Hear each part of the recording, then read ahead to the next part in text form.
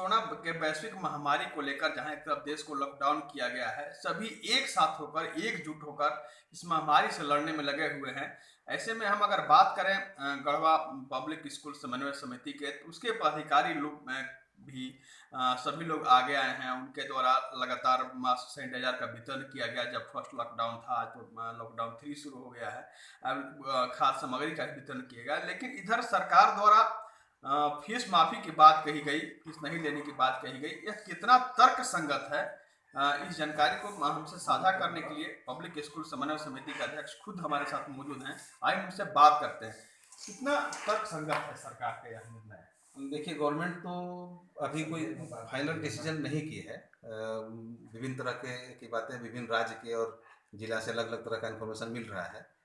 हमको लगता है कि जो भारत सरकार का गाइडलाइन है, जो सीबीएसई के द्वारा जो इंस्ट्रक्शन दिए गए हैं, अगर उसकी हम चर्चा करें तो उसमें कहा गया है कि फी आप 1 मंथ का एक बार लीजिए।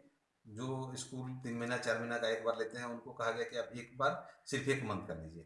ट्रांसपोर्ट का फीस इस लॉकडाउन का ख़त्म होने के बाद लीजिए, अभी नहीं लीजिए। साथ ही साथ जो भी फी का एनहांसमेंट नहीं हो या अन्य चार्जेज हैं, उसको नहीं लिया जाए। हमको लगता है कि यह गवर्नमेंट का निर्णय उचित निर्णय है। इसके पक्ष में स्कूल वाले को रहना चाहिए। अगर पूरे संसार में महामारी है तो उसका प्रभाव अभिभावक पर भी पड़ा है, और साथ ही साथ उसका प्रभाव स्कूल पर भी पड़ा है।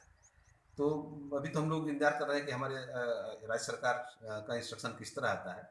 हम ये बात जरूर कहना चाहेंगे कि समाज को भी, अभिभावक को भी, सरकार को भी यह ध्यान जरूर रखना चाहिए कि विद्यालय में भी लोग काम करते हैं, वहाँ भी शिक्षक शिक्षिकाएँ हैं, वहाँ भी नॉन टीचिंग स्टाफ्स हैं, वहाँ का एक्सपेंडिचर भी होता है। उसको ध्यान में रखते हुए जो भी उचित निर्णय समाज हित में, अभिभावक के हित में होगा, उसको हम लोग उसके साथ हमेशा खड़ा रहें। लगातार देखा, जब से लॉकडाउन है तब से लगातार समन्वय समिति के बैनर तले भी कार्य हो रहे हैं। जहाँ वितरण करने की बात है तो वितरण भी किया जा रहा है। लेकिन हम यह जरूर बता रहे कि समन्वय समिति का गठन ही हम लोग किए थे कि अभिभावक से या समाज हित में और बच्चों के हित में काम करें। आप यह देखे होंगे कि गढ़वा जिला में सबसे पहले ऑनलाइन टीचिंग की व्यवस्था हम लोग किए थे, जबकि यहाँ थोड़ा लोग बहुत ज़्यादा संपन्न नहीं है। इसके बाद भी सभी अभिभावक से अनुरोध किया गया कि आप, हम लोग व्हाट्सएप के माध्यम से, मेल से या अन्य माध्यम से या अन्य माध्यम से हम लोग बच्चों को शिक्षा दे रहे हैं। इसके पीछे उद्देश्य यही था। सरकार का इंस्ट्रक्शन आने से पहले शुरू कर दिया गया था, इसलिए कि हम लोग जानते हैं कि हम यहाँ लोकल हैं, तो हमको हमारी जवाबदेही बच्चों के प्रति ज़्यादा है।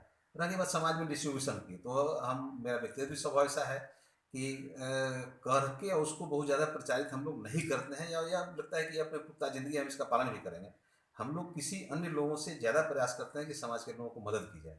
लेकिन अब मदद करने का भी जीपीएससीसी के पास भी अपने रिसोर्स का थोड़ा लिमिटेशन है। उसके बाद भी हम लोग प्रयास कर रहे हैं कि चाहे जिस रूप से हो मदद करें। हम आपके माध्यम से ही बता रहे हैं कि जिला पब्लिक स्कूल समन्वय समिति या गढ़वा के जितने भी निजी विद्यालय हैं, ऐसा कोई विद्यालय नहीं होगा जिसका कम से कम 20% फी हर साल, अगर व्यापारिक भाषा में कहें तो डूबता नहीं होगा।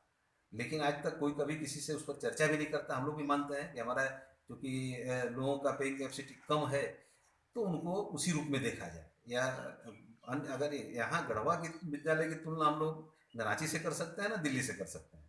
वहाँ का हम ये भी आपके माध्यम से बताएंगे कि बगल में डाल्टनगंज का फी गढ़वा के किसी भी नामी स्कूल से, वहाँ का किसी द्वितीय दर्जे के विद्यालय का फी गढ़वा से 3 गुना कम से कम ज़्यादा है। चाहे वो एडमिशन फीस का मामला हो, चाहे ट्यूशन फीस की बात हो, या नामांकन के संबंध में रहने की बात हो। अब यह ऐसा नहीं है कि हम लोग को इसकी समझ नहीं है। हम जानते हैं हमारे ज़िला में रहने वाले लोगों को पढ़ाई की ज़्यादा ज़रूरत है, और अगर हमारा काम, हम लोगों का काम कम फी में चल जा रहा है, तो उसको क्यों बेवजह हाइक किया जाए। इसलिए हम अभिभावक से भी अपील करेंगे कि किसी भी चीज़ को उसी निगाह से देखना चाहिए। स्कूल वाले किस स्तर पर जाके हम लोगों के साथ खड़ा रहते हैं। दिल्ली में जहाँ 25,000 रुपया तो डाल्टनगंज में एडमिशन फी लोग ले रहा है, 1-1 लाख रुपया दिल्ली में फी चलता है, यहाँ 2,000-4,000 फी चलता है। पिछले सबकी तुलना एक साथ 9।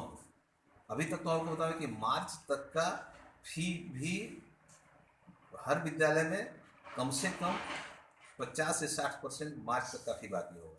यह हम सब की बात कर रहे हैं। लेकिन अप्रैल में, अभी लॉकडाउन की फी की बात हम कम करें, मार्च की फी भी हम बता रहे हैं कि अभी भी कम से कम 60-70%, 60% बच्चे बहुत विद्यालय के ऐसे हैं जो जब अभिभावक मार्च तक का फी नहीं दिए। रही बात, अभी कभी कभी चर्चा होती है, एकमात्र जिला है जहाँ बीपीएल से संबंधित बच्चों की पढ़ाई 25% बच्चों की पढ़ाई नामांकन करा के बहुत से विद्यालय में चल रहे हैं।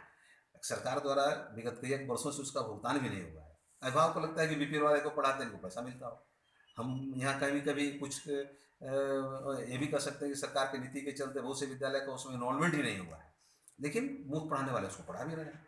और इसका कोई उद्देश्य भी नहीं कि हम लोग प्रचारित करें भाई हम मुफ्त पढ़ा रहे हैं, हम यह समाज सेवा कर, ये हमारा दायित्व भी है, इसको हम लोग दायित्व समझ के काम कर रहे निश्चित रूप से जैसा कि हमने कहा शुरुआत में ही कि जिला पब्लिक स्कूल समन्वय समिति द्वारा लगातार पहल किया जाता है।